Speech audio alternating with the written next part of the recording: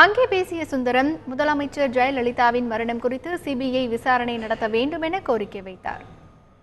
நாளைய தமிழக முதல்வர், என்றைக்கும் தமிழக முதல்வர் அருமை அண்ணன் மாண்புமிகு ஓபிஎஸ் அண்ணன் அவர்களை வாழ்த்தி அவர் எடுக்கின்ற துணிச்சலான முடிவு அதை வரவேற்று, இது நான் தனிப்பட்ட முறையில் எடுத்த முடிவு அல்ல. தமிழகத்திலே இருக்கின்ற 1.5 கோடி அனைத்து இந்திய அண்ணா திமுகவுடைய தொண்டன் இன்றைக்கு 1.5 கோடியாக இருந்தது 2 கோடியாக உயர்ந்து விட்டது. 2 கோடியை அனைத்து இந்திய அண்ணா திராவிட முன்னேற்ற கழகத்தினுடைய தொண்டன்.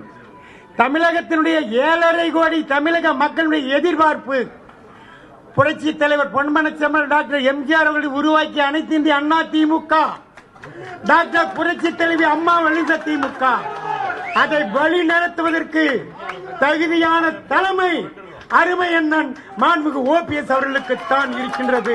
இந்த நேரத்திலே தெரிவித்துக் கொள்ள கடமைப்பட்டிருக்கின்றேன்.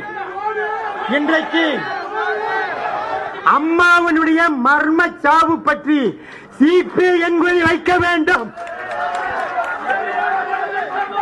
இரண்டாவதாக, அம்மாவுடைய வீடு அனைத்து இந்திய அண்ணா திமுக அம்மாவுடைய நினைவு சின்னமாக ஆக்க வேண்டும்.